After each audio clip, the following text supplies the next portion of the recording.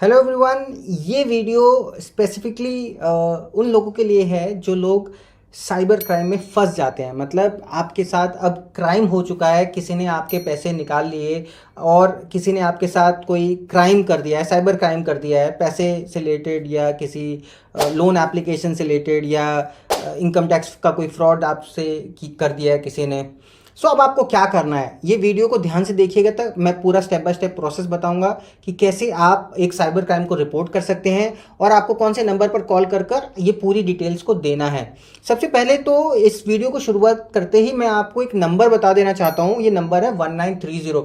आप सब लोग इस नंबर को अपने फ़ोन में सेव कर लीजिए। ये साइबर क्राइम का एक हेल्पलाइन नंबर है। मतलब अगर आपके साथ कोई साइबर क्राइम हो जाता है तो किस तरह से आपकी मदद की जा सकती है, ये बेसिकली होम मिनिस्ट्री के द्वारा एक सेटअप किया गया नंबर है, जो एक टोल फ्री नंबर है, जिसमें बेसिकली आपको ये बताया जाता है, ये आप जितने भी कोई कंप्लेंट अगर आप करते हैं तो उस कंप्लेंट पर एक एक्शन लिया जाता है। सो अवेयर हो जाना है कि अगर आपके साथ कोई भी क्राइम हुआ है तो इस नंबर पर आपको नोट करना है 1930। इस नंबर पर कॉल कर कर पूरी डिटेल बतानी है। अब डिटेल में ध्यान रखिएगा कि आपको एक एक चीज को एक्सप्लेन करना है कि मतलब आपका जो पैसा निकला है आपके बैंक अकाउंट से निकला है या फिर आपके क्रेडिट कार्ड से निकला है। अगर क्रेडिट कार्ड से निकला है तो वो क्या था, वो वीज़ा कार्ड था या मास्टर कार्ड था या वो एमएक्स कार्ड था, कैसा वो कार्ड का, कौन सी कंपनी का कार्ड था। प्लस कार्ड का डिटेल आपको अपडेट करना है कि ये मेरे कार्ड का नंबर है और इतने बजे ये ट्रांजैक्शन हुआ, इतना ये ट्रांजैक्शन हुआ। अगर आप वो पैसा आपके बैंक से निकला है तो आपको बैंक के अंदर जो एक यूटीआर नंबर मिलता है या फिर एक रेफरेंस आईडी मिलती है। मतलब पेमेंट, हर पेमेंट का एक रेफरेंस आईडी होता है कि ये पेमेंट आपके अकाउंट से हुआ है या फिर ये पेमेंट आपके क्रेडिट कार्ड से हुआ है, तो इसका एक नंबर मिलता है आपको। वो नंबर को आपको अपडेट अपने पास रख लेना है जिस नंबर पर कॉल करने से पहले, बिकॉज जो वहाँ पे ऑफिसर होगा वो आपसे ये इन्फॉर्मेशन मांगेगा कि आप रेफरेंस आईडी बताइए, आपके पास कौन सा कार्ड था जिससे आपकी पेमेंट हुई है और क्राइम कैसे हुआ। ये पूरी डिटेल आपको कॉल कर कर दर्ज करानी है और मेक श्योर कि आप सही डिटेल दर्ज कराएं। और साथ में फिर आपको एक वेबसाइट में आपको बताता हूँ, cybercrime.gov.in।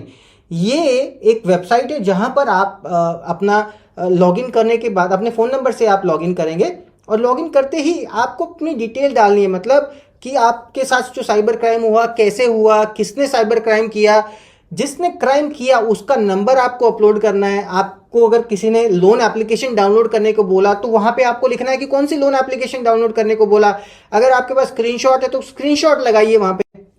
मेक श्योर कि स्क्रीनशॉट में आपका जो नंबर है, जो क्रिमिनल का नंबर है, वो क्लियरली विजिबल हो। मेक श्योर कि आप जो नंबर डाल रहे हैं वो नंबर विजिबल प्रॉपर हो। ये तो हो गया ऑनलाइन में आप कैसे कंप्लेन करते हैं। मतलब एक आपको 1930 पे कॉल करना है और cybercrime.gov.in पर आपको जाके अपनी कंप्लेंट को दर्ज करा देना है। दूसरा तरीका है कि आप एक पुलिस स्टेशन में जाके इस कंप्लेंट को दर्ज करा सकते हैं, लेकिन वो भी प्रोसेस होता cybercrime.gov.in के थ्रू ही है। मतलब वो एट द एंड इसी वेबसाइट के थ्रू, इसी प्रोसेस के थ्रू जाता है।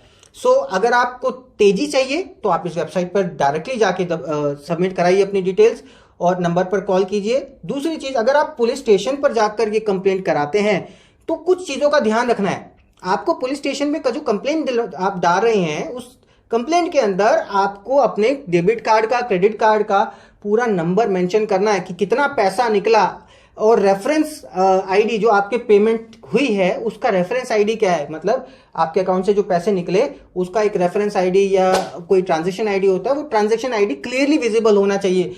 किसने आपके साथ फ्रॉड किया उसका नंबर, और अगर आपके पास कोई स्क्रीनशॉट्स है तो आपको उस एप्लीकेशन के साथ क्लियरली विजिबल फॉर्मेट में डालना है।